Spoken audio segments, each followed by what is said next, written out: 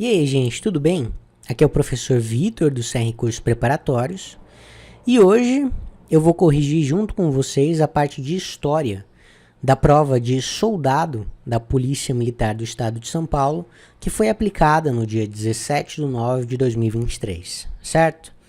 Vamos lá então, vamos começar pela parte de História Geral, tá? Vamos começar pela primeira questão, questão 36. Cercada por mitos e impregnada de intensa propaganda oficial, a expressão Guerra Fria se baseia numa premissa básica. A partir do fim da Segunda Guerra Mundial, tamanho era o poderio militar nuclear dos Estados Unidos e da União Soviética que evitavam se destruir, passando a se chocar diplomaticamente em locais onde não havia risco de conflito nuclear. Essa seria a equação básica para as relações internacionais e, na medida em que o conflito Estados Unidos versus União Soviética é ideológico e de aniquilação mútua, o mundo teria que se posicionar entre um e outro, formando áreas de influência e blocos diplomáticos. Esse aí foi o enunciado que a questão 36 nos apresentou. Esse enunciado, ele nos traz, né, o contexto histórico da chamada Guerra Fria, tá? Ele descreve esse contexto histórico pra gente.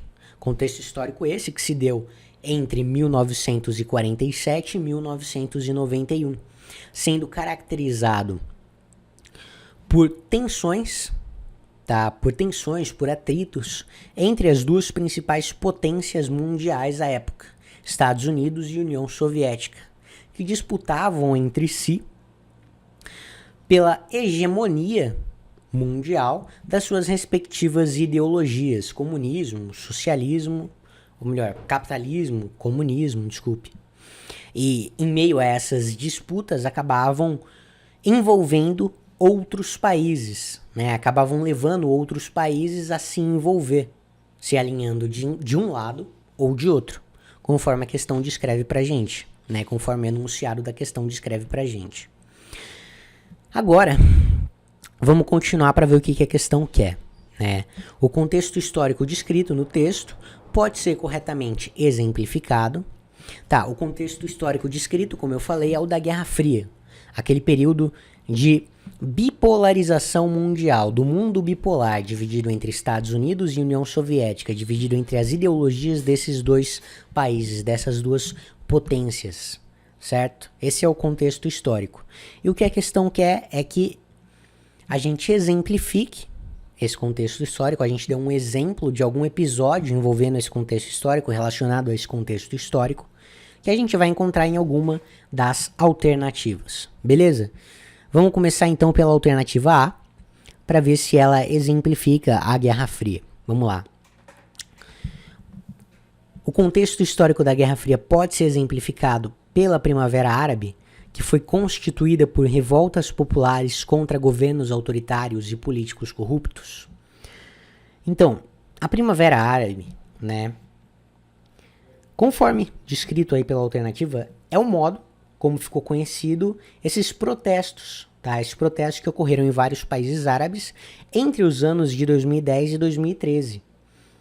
A gente tem aí a Primavera Árabe totalmente fora do contexto da Guerra Fria e não relacionada com ela, tá? Ela não tem relação com as tensões que existiam entre Estados Unidos e União Soviética. Ela não tem relação com isso. Ela tem relação, conforme descrito pela questão, né? A Primavera Árabe, esses protestos em países árabes, principalmente com governos autoritários, com políticos corruptos, com repressão policial, certo? A Primavera Árabe está relacionada com isso e não com a Guerra Fria, estando inclusive fora do contexto da Guerra Fria, tá? Que havia terminado em 1991, beleza? Por isso eu posso descartar a alternativa A. Agora a alternativa B. A Guerra Fria pode ser exemplificada pela Guerra da Coreia, que terminou com a manutenção da divisão entre a Coreia do Sul e a Coreia do Norte. Bom, primeiro, né, o que foi a Guerra da Coreia? A Guerra da Coreia, como tá aí na alternativa, foi um conflito que aconteceu entre 1950 e 1953 e envolveu as duas Coreias, a Coreia do Norte e a Coreia do Sul, separadas aí desde o fim da Segunda Guerra Mundial. A Coreia estava separada em duas, norte e sul, desde o fim da Segunda Guerra Mundial. Tá? Essa guerra teve início quando as tropas norte-coreanas ultrapassaram a fronteira que separava as duas Coreias e invadiram a parte sul-coreana. Tá?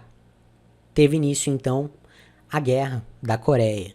E essa guerra, né, pode-se dizer que ela foi uma das primeiras manifestações da bipolarização que caracterizou o mundo no período da Guerra Fria.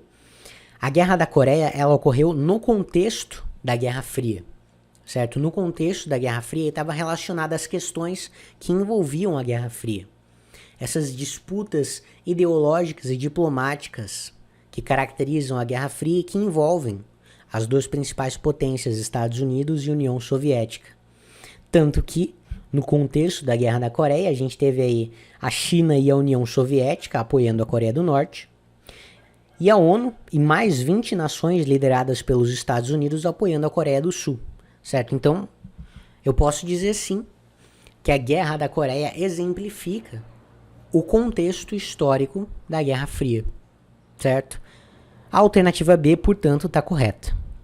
Agora, né, já sabemos qual é a resposta. A resposta é a alternativa B de bola. Vamos analisar a alternativa C para ver por que ela está errada, né? A extinção da Liga das Nações em razão da recusa do Congresso estadunidense para que o país participasse dessa organização, a extinção da Liga das Nações em 1942 é um exemplo. Essa extinção exemplifica o contexto histórico da Guerra Fria? Resposta: não exemplifica, tá? A Liga das Nações, ela foi criada no pós-Primeira Guerra Mundial. Ela foi uma organização de caráter internacional, criada no pós-Primeira Guerra Mundial, a partir de um acordo entre as principais potências, né, entre as principais nações envolvidas aí no conflito. E o objetivo da Liga das Nações era conter futuros conflitos que poderiam acontecer no mundo e dessa forma garantir a paz. Era esse o objetivo da Liga das Nações.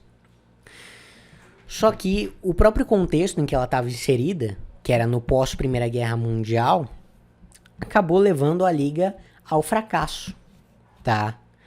Porque nesse contexto, a situação política vivenciada não se refletia nos objetivos da Liga das Nações. Até porque outros acordos nessa mesma época acabaram servindo para aguçar as diferenças entre aqueles que venceram e aqueles que perderam a Primeira Grande Guerra, como foi o caso do Tratado de Versalhes, tá? Que levou inclusive à eclosão da Segunda Guerra Mundial. Então, assim, a gente tem a criação da Liga das Nações relacionada ao fim da Primeira Guerra Mundial e a sua extinção relacionada ao início, tá? Em razão aí do fracasso com relação aos objetivos dessa liga, né? Em razão aí da não integração da liga pelos Estados Unidos. Mas a Liga das Nações ela não está inserida no contexto da Guerra Fria, né? A sua extinção não está relacionada com o contexto da Guerra Fria, com as características da Guerra Fria, com os motivos da Guerra Fria. Por isso eu posso descartar também a alternativa C. Vamos então agora ver por que a D está errada. O Tratado de Não Agressão Germano-Soviético, que foi um pacto de neutralidade firmado entre a Alemanha e a União Soviética. Esse Tratado de Não Agressão exemplificava a Guerra Fria, exemplifica o contexto histórico da Guerra Fria? Resposta: não também. O Tratado de Não Agressão, firmado entre a Alemanha e a União Soviética, tá? Ele foi firmado logo antes do início da Segunda Guerra Mundial, tá? Pouco antes do início da Segunda Guerra Mundial. E ele está relacionado muito mais com a Segunda Guerra do que com a Guerra Fria. Ele está relacionado com os motivos, com as características da Segunda Guerra, muito mais relacionado com ela do que com a Guerra Fria, tá?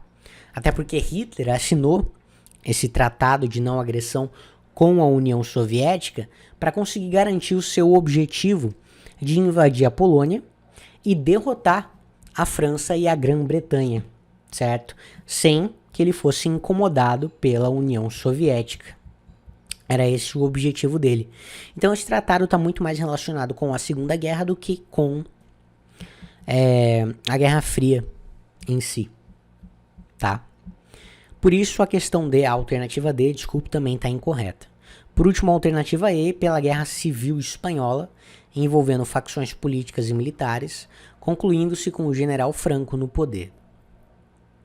A alternativa E, ela também está errada. A Guerra Civil Espanhola não está relacionada com a Guerra Fria, mas sim com a Segunda Guerra Mundial. Tem muito mais relação com a Segunda Guerra Mundial do que com a Guerra Fria, né? Tanto que a Guerra Espanhola, a Guerra Civil Espanhola, ela se deu entre 1937 e 1939, tá?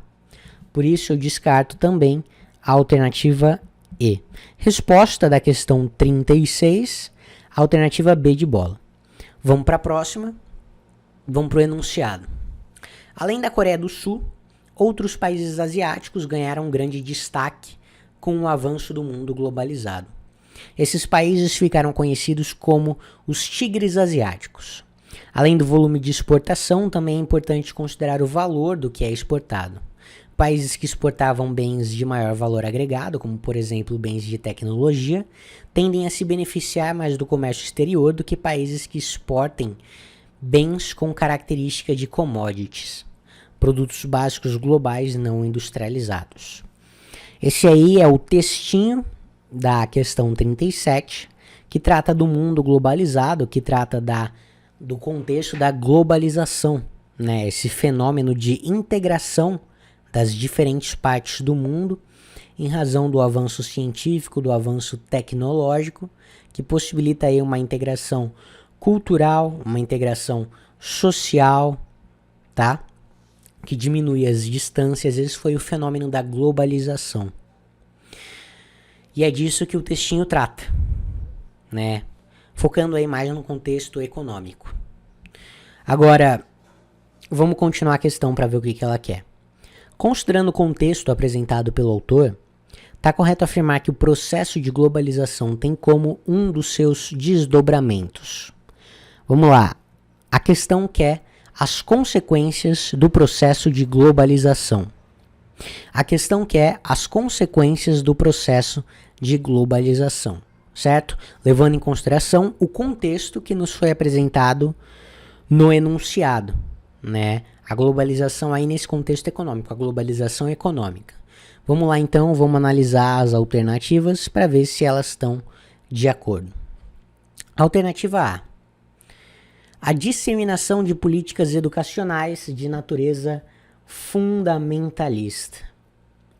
Bom, levando em consideração o contexto, né, que nos foi apresentado pelo enunciado da questão 37, eu acredito que essa alternativa esteja incorreta, tá? Até porque, né, principalmente porque apesar do contexto da questão não trazer isso, né, focar mais na globalização econômica, a globalização ela acabou intensificando o fluxo internacional e o intercâmbio de ideias, tá, a respeito das políticas educacionais, facilitando dessa forma a constituição de redes transnacionais de especialistas, de redes que ultrapassavam as fronteiras dos Estados-nações.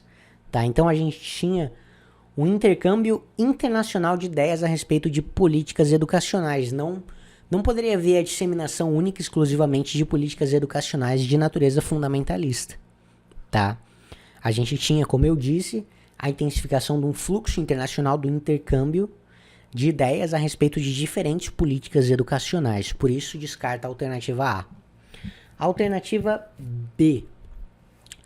A inviabilização de políticas públicas de cunho neoliberal voltadas à proteção do trabalhador.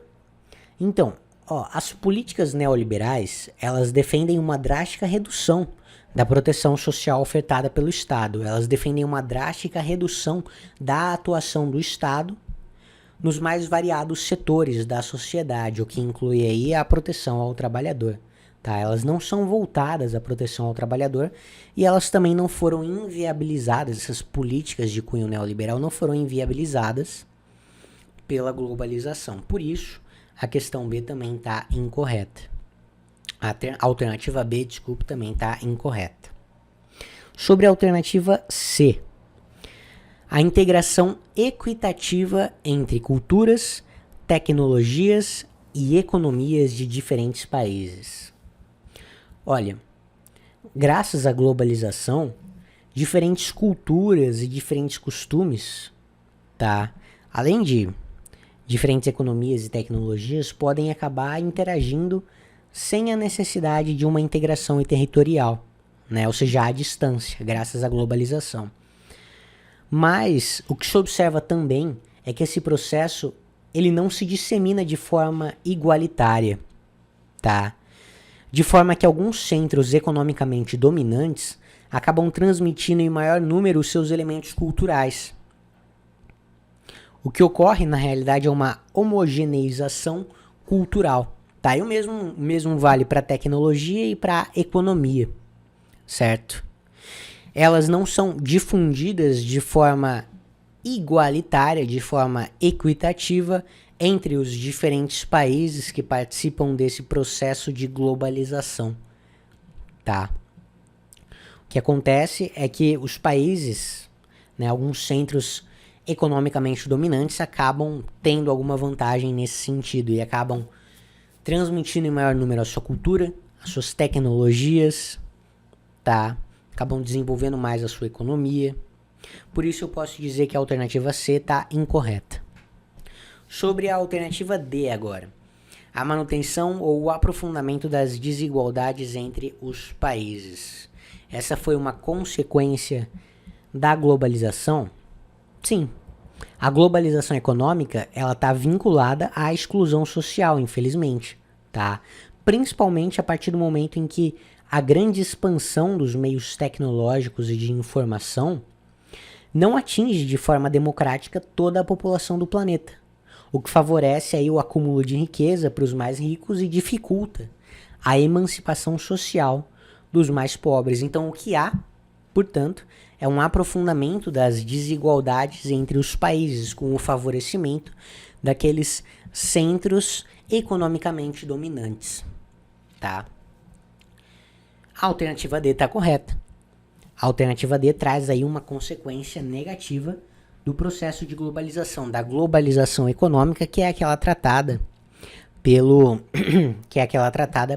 texto, pelo enunciado, né? E a alternativa E,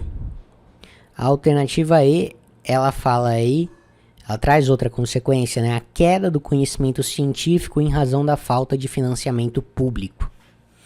Então, não, uma das consequências positivas da globalização foi a elevada difusão de conhecimento, de tecnologia e de serviço que permitiram uma melhora na qualidade de vida, tá? Então não houve uma queda no conhecimento científico relacionada aí ao processo de globalização. Por isso, a resposta correta é a alternativa D de dado.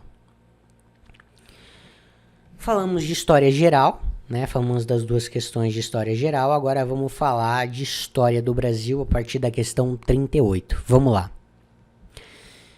Vamos para o enunciado. A causa paulista foi abraçada com um fervor cívico, que ainda não se conhecia no Estado, e o entusiasmo feminino superou as expectativas. Milhares de mulheres ricas e pobres doaram suas joias atendendo ao chamado da campanha Ouro pelo Bem de São Paulo, lançada sob o pretexto de conseguir lastro para pagar os custos da guerra. Entre julho e setembro, por volta de 90 mil alianças de casamento foram entregues ao governo estadual por suas proprietárias para serem derretidas. Esse aí foi o texto trazido pelo enunciado da questão. E agora vamos ver o que ela quer. O acontecimento histórico abordado pelo texto refere-se ao movimento conhecido como... A questão, ela quer que a gente fale, né, que a gente responda qual foi o acontecimento histórico descrito pelo texto do enunciado aí da questão 38. Bom, lá no texto, né, antes de olhar as alternativas, a gente tem a expressão causa paulista. E por essa expressão, tá, eu posso dizer, essa expressão usada no texto, ela se refere a um movimento que foi deflagrado em São Paulo lá em 9 de julho de 1932, tá? Um movimento que defendia a elaboração de uma constituição para o país e um movimento que era contra o governo de Getúlio Vargas. Foi o movimento constitucionalista de 1932. E a campanha do ouro citada, ela foi uma tentativa de estimular a população a arrecadar fundos para sustentar a revolução que eles pretendiam eclodir, tá? A Revolução Constitucionalista de 1932. Essa campanha do ouro pelo bem de São Paulo, certo?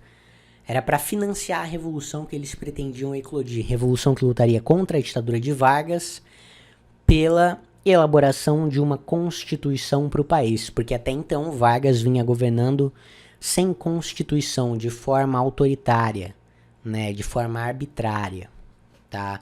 Isso logo após a Revolução de 30 que o levou ao poder. Então, basicamente, o acontecimento histórico que o textinho nos apresenta é a Revolução Constitucionalista de 1932. Então vamos lá, vamos ver qual das alternativas trata da Revolução Constitucionalista de 32. Vamos lá. A intentona comunista foi esse contexto histórico, foi o acontecimento histórico abordado pelo texto, né? A intentona comunista na alternativa A, de 1935, que foi um levante armado liderado por Luiz Carlos Prestes com apoio de setores insatisfeitos com o governo Vargas. Então, não, a gente sabe que não, né? A gente sabe que o texto se refere à Revolução Constitucionalista de 32, tá?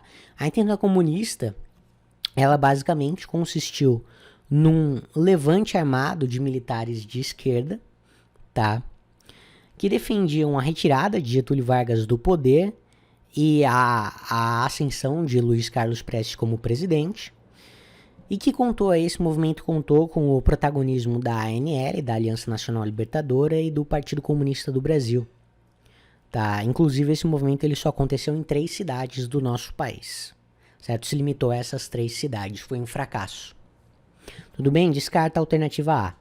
A alternativa B, o acontecimento histórico abordado no texto é o Estado Novo, que foi iniciado em 37, quando o governo Vargas buscou mobilizar apoio popular para a entrada do Brasil na Segunda Guerra? Não, não se refere ao Estado Novo, a gente sabe que não, né? Se refere ao movimento constitucionalista de 32, que aconteceu durante o governo provisório de Getúlio Vargas, tá? O Estado Novo, ele foi um outro período da era Vargas, o período ditatorial da era Vargas, quando Getúlio outorgou uma constituição e começou a governar aos moldes, né, de uma ditadura. Impôs um governo aos moldes de uma ditadura, tá? Descarta a alternativa B também. A alternativa C, Revolução Constitucionalista de 32, que mobilizou forças de diversas camadas da população contra o governo provisório de Getúlio Vargas. Correto. A Revolução Constitucionalista de 32 é a que o texto faz referência, aquela a qual o texto faz referência. Tá certo? A alternativa C é a resposta correta. Ela é a resposta correta pelas razões que nós já comentamos, tá? E a alternativa D tá errada, né? Revolta dos 18 do Forte, que em meados de 22 se constituiu como a primeira ação do movimento tenentista contra Vargas. Não, na época do tenentismo, né, Vargas ainda nem tinha chegado ao poder. A gente tinha aí nessa época Arthur Bernardes, que era um mineiro que governava no contexto da República Oligárquica. Isso foi antes da ascensão de Vargas, certo? Antes da Revolução Constitucionalista, não, antes da Revolução de 30. E não é o acontecimento histórico descrito pelo texto do enunciado, beleza? Então, descarta a alternativa D e ainda tinha a alternativa E, vamos lá. Revolução de 30, em que os estados de São Paulo, Minas Gerais e Rio Grande do Sul levaram Getúlio Vargas ao poder. Não é a Revolução de 30 também. A Revolução de 30 realmente levou Getúlio Vargas ao poder, tá? Mas no caso aí, ela contou com uma coligação dos estados de Minas Gerais, Rio Grande do Sul e Paraíba. São Paulo não, tá? Esses 3 estados que levaram Getúlio Vargas ao poder. Então descarta a alternativa E também. Resposta da questão 38, alternativa C. Agora, questão 39. Das 7 constituições brasileiras, 4 foram promulgadas por assembleias constituintes, 2 foram impostas e uma aprovada pelo Congresso por exigência do regime militar. Na história das constituições brasileiras, há uma alternância entre regimes fechados e mais democráticos, com respectiva repercussão na aprovação das cartas, ora impostas, ora aprovadas, por assembleias constituintes. Beleza, então o enunciado dessa questão, ele está fazendo referência aí às várias constituições que nós tivemos no nosso país. Agora vamos continuar para ver o que a questão quer. Assinale a alternativa que apresenta corretamente informações sobre as constituições brasileiras que foram promulgadas. Vamos lá então. Alternativa A. A de 1946, que foi uma negociação da vitória dos aliados na Segunda Guerra Mundial, e a de 1967, marcada pela decretação de 17 atos institucionais. Bom, a de 1946 está errada, tá? A de 1946 foi uma constituição promulgada logo após o fim do Estado Novo, logo após o período autoritário da Era Vargas, tá? Constituição essa que visava restabelecer a democracia no nosso país depois desse período de repressão, de tortura, certo? De perseguição política. Então, a Constituição de 1946, ela não foi resultado de uma negociação da vitória dos aliados na Segunda Guerra Mundial. Ela não tem relação com a Segunda Guerra Mundial, certo? A Constituição de 1946, ela foi uma resposta a uma situação anteriormente vivida aqui no nosso país, que foi o Estado Novo. Então descarta a alternativa A, porque está incorreta. B. A de 1946, constituída após o fim do Estado Novo, certo? E a de 1988, conhecida como a Constituição Cidadã, em razão da ampliação das liberdades civis e dos direitos individuais. Correto também. A alternativa B, ela caracterizou exatamente ambas as constituições, tanto a Constituição de 1946 como a atual Constituição, que é a de 1988, a Constituição, né, cidadã, que veio logo após o fim do regime militar. Beleza? Então a resposta é a alternativa D, que traz exatamente as características corretas das constituições de 1946 e de 1988. A C está errada aqui, né, porque fala que a Constituição de 1891 ela foi a primeira do Brasil República após a derrubada da monarquia. Bom, essa aqui ela tá correta, na verdade, né? Eu me confundi, desculpa, essa aqui tá correta. A Constituição de 1891, ela realmente foi a primeira do Brasil República. Isso aqui tá certo, o que tá errado é aqui, né? A Constituição de 1967, que determinou o início da redemocratização no regime militar. Na verdade, a Constituição de 1967, ela foi imposta durante o regime militar, tá? E ela era um reflexo da ditadura militar. Ela era um reflexo dos princípios do que os militares, né, chamavam de Revolução de 64, certo? Então era uma Constituição essencialmente autoritária, repressiva, e não, ela não determinou o início da redemocratização no regime militar. Por isso que está errado. A de 1937, aqui na D, marcando o período de redemocratização na Era Vargas. Não. Foi a Constituição de 1937 que inaugurou o período ditatorial da Era Vargas.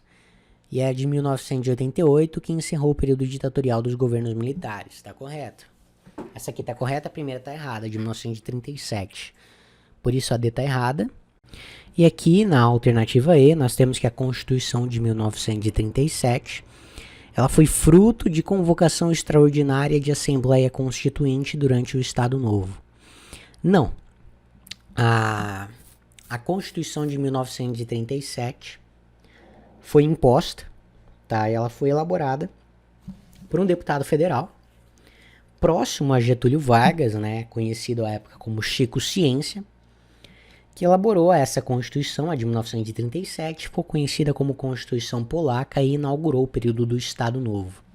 Certo? Por isso, a alternativa E está incorreta. Beleza? Então, a resposta da questão 39 é a alternativa B de bola. Agora, sobre a próxima questão, né?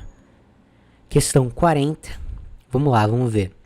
A fotografia a seguir retrata uma rua do Rio de Janeiro em 1976. Certo? Ano 1976. Vamos lá. Ó, a fotografia, ela traz aqui, né, como dito, uma rua do Rio de Janeiro. E nas paredes a gente vê esses cartazes aqui, cartazes de campanha política. Aqui, transformaram um estado rico em um município pobre. Vote a favor do Rio, MDB. E aqui, a Arena está com você, Geisel. Certo? Propaganda política por parte do MDB, que era o partido de oposição à época na ditadura militar, no contexto da ditadura militar. E aqui do lado do Geisel, que era o candidato, né? Candidato do regime militar. Certo? Candidato da Arena. Vamos lá, então. Analisando a fotografia, que se refere ao período do regime militar, está correto afirmar que ela exemplifica a crescente influência das empresas multinacionais na vida cultural brasileira. Vamos lá.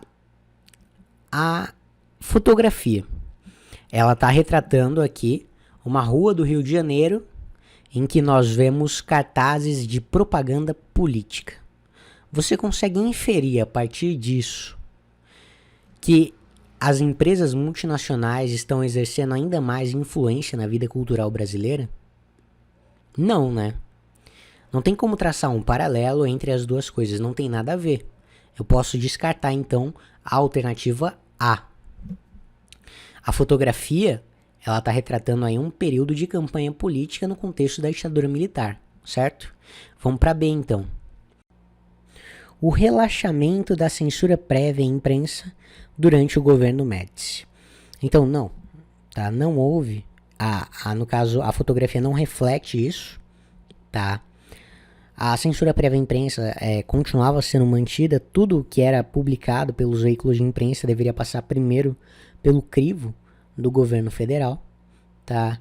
E a propaganda política que está sendo retratada aí na fotografia não é um reflexo do relaxamento da censura prévia à imprensa. Inclusive, durante o governo Médici, nós tivemos um período conhecido como os Anos de Chumbo, tá? Que foi o período mais autoritário já vivenciado pelo nosso país, mais autoritário, mais repressivo, onde se observou a maior censura à imprensa até então, certo? Então descarta a alternativa B de bola. Sobre a C, a reconstrução de partidos políticos que estavam na clandestinidade desde o ato institucional número 5. Não, tá? No caso aí, os partidos políticos, eles foram extintos pelo ato institucional número 2, certo? E junto do ato institucional número 2, nós tivemos um ato complementar que instituiu o sistema bipartidário aqui no nosso país, né? Só existindo então dois partidos, o MDB e a Arena. E essa situação era mantida naquele momento, em 1976, certo? Então a alternativa C também está incorreta. Alternativa D, o endurecimento do regime com o advento do milagre econômico. Bom, o milagre econômico, né, ele foi um período de rápido crescimento da nossa economia, da economia do nosso país, que aconteceu aí entre 1968 e 1973. o milagre econômico ele não foi responsável pelo endurecimento do regime, tá? Não foi ele o responsável pelo endurecimento do regime. Não se pode relacionar o milagre econômico a isso, e a fotografia não reflete o disposto nessa alternativa. Por isso, eu posso descartar a alternativa D também, certo? Por último, a alternativa E, um momento de campanha eleitoral durante a vigência do bipartidarismo. Tá correta, tá certíssima essa alternativa. À época, nós ainda vivíamos o bipartidarismo, tá? E nesse momento, a gente tinha aí uma campanha eleitoral, certo? Portanto, a resposta correta é a alternativa E. Questão 40, resposta alternativa E. Por último, agora, questão 41. O projeto de lei confeccionado pelo governo Figueiredo e encaminhado ao Congresso em 27 de junho de 1979 sofreu modificações. Propostas de emendas legislativas foram escritas e discutidas entre junho e agosto de 1979. Contudo, ainda assim a lei aprovada manteve elementos de restrição e reciprocidade. O famigerado trecho. Artigo 1º. É concedida anistia a todos quantos, no período compreendido entre 2 de setembro de 1961 e 15 de agosto de 1979, cometeram crimes políticos ou conexos com estes. Causou e ainda causa intensas controvérsias na interpretação jurídica. Bom, a questão 41, né, ela trouxe pra gente esse textinho que trata da lei de anistia publicada aí em 1979 durante o governo de João Figueiredo, tá? Agora, continuando, considerando as razões que provocaram controvérsias entre os críticos à lei mencionada, está correto apontar que a lei da anistia. Bom, vamos lá. A questão quer saber das controvérsias a respeito da lei de anistia, daquilo que gerou polêmica ao redor da lei de anistia. É isso que a questão quer saber. Então vamos lá, vamos para a alternativa 1 para ver se corresponde ao que a questão quer, ao que a questão pede. Alternativa A, desculpe. Continha exceções. A lei de anistia continha exceções, pois não abrangia todos os presos políticos e beneficiava agentes do poder público que cometeram abusos em nome do Estado. Tá correto. Esse foi o principal ponto de controvérsia a respeito da lei de anistia, né? Ela não abrangia todos os presos políticos. Aqueles que cometeram, por exemplo, crimes de terrorismo, sequestro, assalto e atentado pessoal, que já tivessem transitado em julgado, né, não estariam sujeitos à anistia concedida por essa lei, aos benefícios concedidos por essa lei, né? Aqueles que estiveram envolvidos nesse crime e já tiveram uma decisão transitada em julgado, era essa a exceção. Inclusive, a lei beneficiava os agentes do poder público que cometeram abusos em nome do Estado, os militares que torturaram, perseguiram e mataram durante o regime, tá? Esse daí foi o ponto de maior polêmica ao redor da lei de anistia. A resposta é a alternativa A. A alternativa B beneficiou opositores presos e condenados por prática de terrorismo, sequestro, assalto e atentado pessoal de quaisquer naturezas? Não, acabei de falar que não, né? C. Excluiu integrantes de movimento de guerrilha ligados aos partidos políticos de esquerda, exemplo do Partido Comunista. Não também. A exceção é essa aqui: terrorismo, sequestro, assalto, atentado pessoal e transitado em julgado, tá? Tem que estar transitado em julgado, ou seja, da decisão não pode caber mais recurso. A decisão proferida com relação a esses crimes não pode caber mais recurso. Os caras que foram condenados por esses crimes, terrorismo, sequestro, assalto, não estariam sujeitos aos benefícios da lei de anistia. Então descarta C também. A D foi prejudicial a integrantes das Forças Armadas e das outras instituições do governo federal, pois estes não foram absolvidos. Não, muito pelo contrário, foram sim, como nós já comentamos. E E beneficiou criminosos comuns, ainda que estes não tivessem a motivação política dos opositores ao regime. Não. A lei não trazia absolutamente nada disso. Ela era bem clara, como a gente viu no artigo 1º, né? Apesar de gerar controvérsia quanto à interpretação jurídica, mas ela era bem clara no sentido de que beneficiaria aqueles que cometeram crimes políticos ou conexos com este, não criminosos comuns, não crimes comuns, certo? Por isso descarta a alternativa E, e a resposta da questão 41 é a alternativa A. Beleza, gente? Foi isso então. Essa aí é a correção da parte de história. Eu espero vocês em outros vídeos, tá? Acompanhem aí o canal, se inscrevam, deem o like e até mais.